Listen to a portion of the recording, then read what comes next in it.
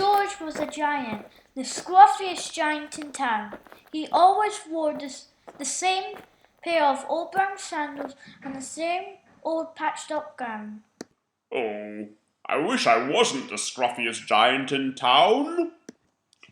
But one day, George noticed a new shop. It was full of smart clothes, so he bought a smart shirt, smart trousers, a smart belt, a smart stripy tie, some smart socks with diamonds up the sides, and a pair of smart shiny shoes. Now I'm the smartest giant in town. George left his old clothes behind in the shop. He was about to go home when he heard a sound. On the pavement stood a giraffe who was sniffing sadly. What's the matter? It's my neck. It's very long and very cold. I wish I had a scarf. Cheer up. Said George, and he took up his stripy tie. It didn't match my socks anyway, he said as he put it round and round the giraffe's neck. It made a wonderful scarf. Oh, thank you, said the giraffe. As George strode towards home, he sang to himself. My tie is a scarf for a cold giraffe, but look me up and down, I'm the smartest giant in town. George came to a river. On a boat stood a goat who was bleating loudly. What's the matter? It's my sail. It blew away in a storm. I wish I had a strong new sail for my boat. Cheer up, said George, and he took off his new white shirt. It kept coming untucked anyway, he said as he tied it to the mast of the goat's boat. It made a magnificent sail. George strode on, singing to himself. My tie is a scarf for a cold giraffe, my shirt's on a boat is a sail for a goat, but look me up and down, I'm the smartest giant in town. George came to a tiny ruined house. Beside the house stood a white mouse with lots of baby mice. They were all squeaking. What's the matter? It's our house. It burned down. Now we have nowhere to live. I wish we had a nice new house. Cheer up, said George, and he took off one of his shiny shoes. It was giving me blisters anyway, he said, as the mouse and our babies scrambled inside. The shoe made a perfect home for them. George had to hop around the road now, but he didn't mind. As he hopped, he sang to himself.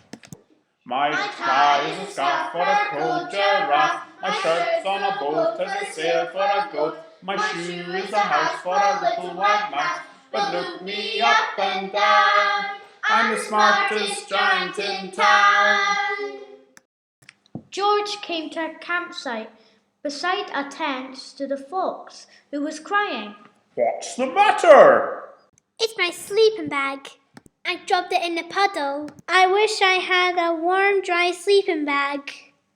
Cheer up, said George, and he took off one of his socks with diamonds up the sides. It was tickling my toes anyway, he said, as the fox snuggled into it. It made a very fine sleeping bag. Oh, thank you. George hopped on, singing to himself. My tie is a scarf for a cold giraffe, my shirt's on a boat as a sail for a goat, my shoe is a house for a little white mouse, one of my socks is a bed for a fox, but look me up and down, I'm the smartest giant in town. George came to a big squelchy bog. Beside the bog stood a dog who was howling. What's the matter? It's this bog. I need to get across, but I keep getting stuck in the mud. I wish there was a safe, dry path. Cheer up, said George, and he took off his new smart belt. It was squashing my tummy anyway, he said as he laid it down over the bog. It made an excellent path. Oh, thank you. The wind started to blow, but George didn't mind. He hopped on singing to himself. My tie is a scarf for a cold giraffe, my shirt's on a boat as a sail for a goat, my shoe is a house for a little white mouse, one of my socks is a bed for a fox, my belt hath a dog who is crossing a bog, but my trousers are falling down. I'm the coldest giant in town. Suddenly George felt sad and shivery and not at all smart. I'll have to go back to the shop and buy some more clothes.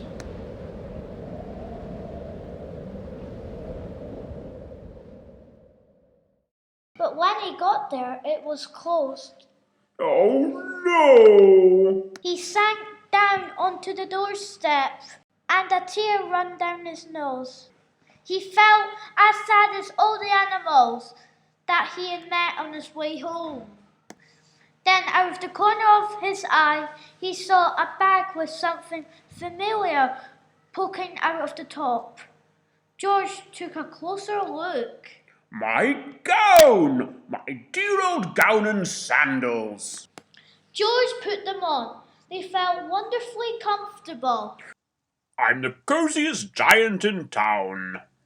George danced home along the road. Outside the front door stood all the animals he had helped. They were carrying an enormous present. George untied the ribbon. Inside was a beautiful gold paper crown. George put the crown on his head and opened the card. Inside it said, You're a